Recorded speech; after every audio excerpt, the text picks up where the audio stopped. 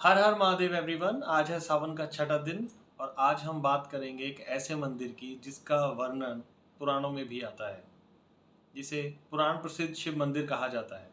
वेद व्यास जी के पुराण, चाहे वो स्कंद पुराण हो या पद्म पुराण हो, उसमें इस शिव मंदिर का वर्णन है। जी, मैं बात कर रहा हूँ धवलेश्वर महादेव, जिसको पहले इंद्रेश्वर महादेव के नाम से जाना जाता था। ये साबरमती तट के किनारे पर स्थित है। मंदिर का इतिहास देवराज इंद्र से जुड़ा हुआ है।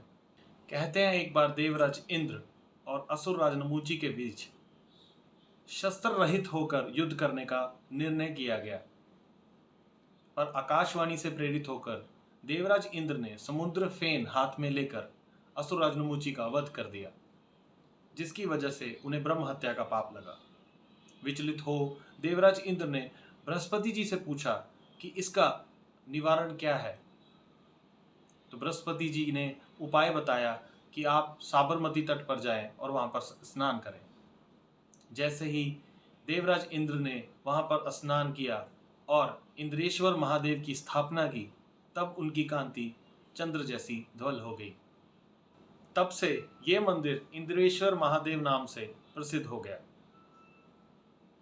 कहा जाता है कि कई संतों ने वहां पर जीवित समाधि भी ली है।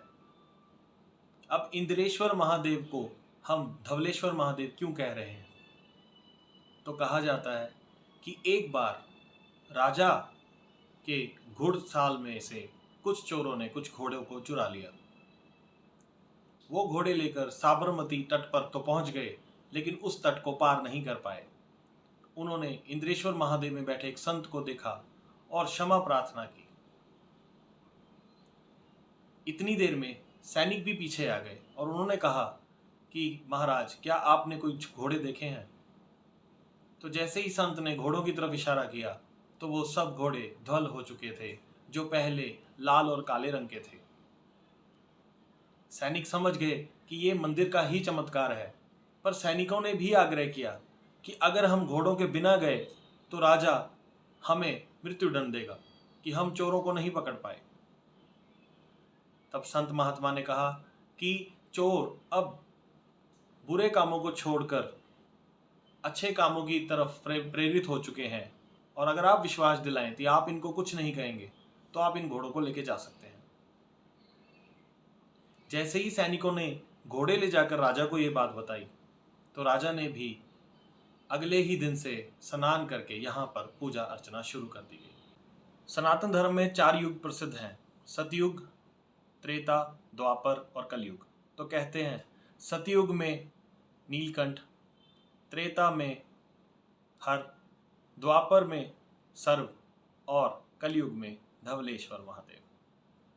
ये मंदिर इतना चमत्कारी है कि एक रुद्राभिषेक का 1000 गुना फल मिलता है। कोई व्यक्ति अगर पूर्णिमा, अमावस या संक्रांति वाले दिन अपने पितृ श्राद्ध करते हैं तो उनको कई गुना फल मिलता है और पितरों को कई गुना तृप्ति भी मिलती है। मंदिर के प्रांगण में आपको गौशाला भी देखने को मिलती है। मैं भगवान भोलेनाथ से एक बार फिर ये प्रार्थना करूंगा कि हम सभी भक्तों पर ऐसे ही कृपा बनाए रखें और हमें ऐसे ही प्राचीन और विख्यात मंदिरों पे बुलाते रहें।